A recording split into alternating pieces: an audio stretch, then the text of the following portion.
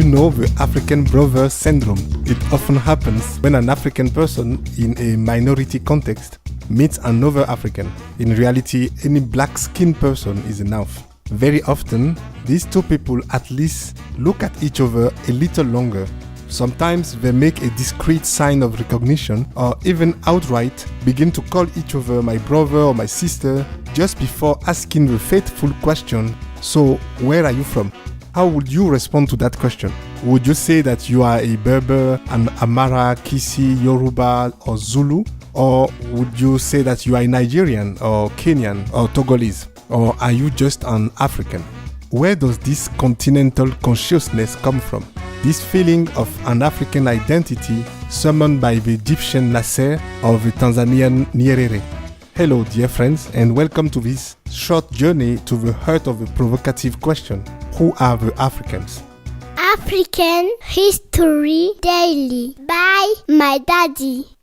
One of the great ironies in the history of modern Africa is that European colonialism served to remind Africans that they were Africans. The greatest service that Europe rendered to the people of Africa was not to bring them Western civilization, currently besieged, or even Christianity, today on the defensive. The supreme gift from Europe was that of the recognition of an African identity, a gift granted without any amenity or intention, but which is nonetheless real.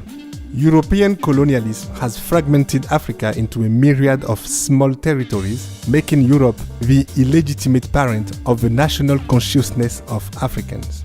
Just watch one of the sport competition games to convince yourself of that. But then, how has Europe steered Pan-Africanism in Africans? How was the interaction with Europe contributed to this sense of a common African identity?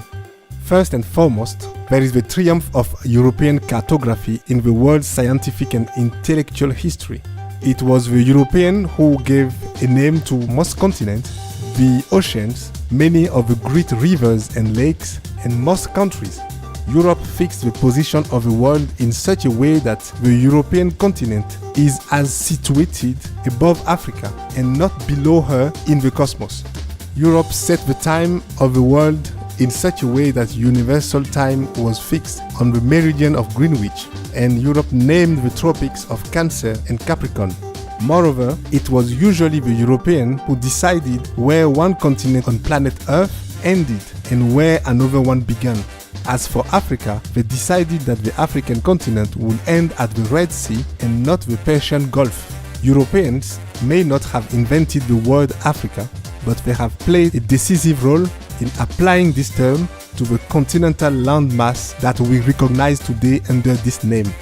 The second process by which Europe contributed to the Africanization of Africa is that of racism. Racism manifested particularly in the humiliation and downgrading of black Africans on the sole basis of race over the centuries. Racism was linked to colonization and imperialism.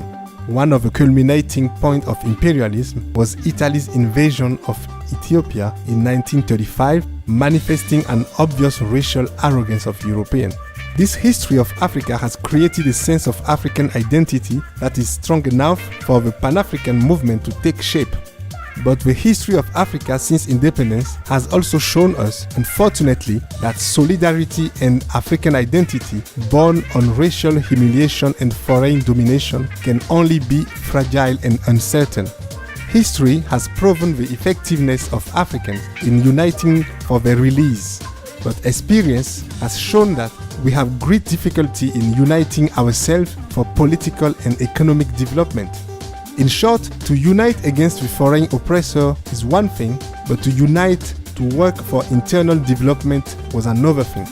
This is the difference between Pan-Africanism of liberation, which is essentially a success in Africa, and Pan-Africanism of integration and development, which remains essentially an elusive dream. In future episodes, we will revisit the very history of Pan-Africanism to better appreciate what the relationships are between African identities and Africa development needs.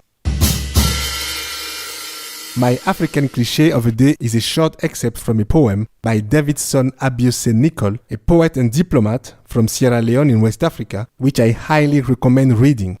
So he says, "You are not a country, Africa. You are an idea, shaped in our mind, each one his own, to hide our fears, each one his own, to feed our dreams, each one of his own.